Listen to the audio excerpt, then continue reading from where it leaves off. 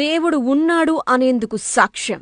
ఇక్కడ భగవంతుడి విగ్రహానికి చర్మం, వెంట్రుకలు, రక్తం వస్తాయి. నరసింహస్వామివారు స్వయంభూయి వెలిసినటువంటి క్షేత్రం వరంగల్ జిల్లాలోని మల్లూరు గ్రామం వద్ద అడవుల్లో కొలువయ్యున్న హేమాచల లక్ష్మీ నరసింహస్వామివారు 10 అడుగుల ఎత్తులో శిలాజుత్తు రూపంలో మనకిక్కడ దర్శనమిస్తారు. ఇక్కడ స్వామివారి నోరు, నుదురు, మీసాలు, చెవులు అన్నీ స్పష్టంగా గుర్తించొచ్చు. స్వామివారిని తాకితే సొట్టపడుతుంది. మళ్లీ కాసేపటికి యథాస్థితికి చేరుకుంటుంది.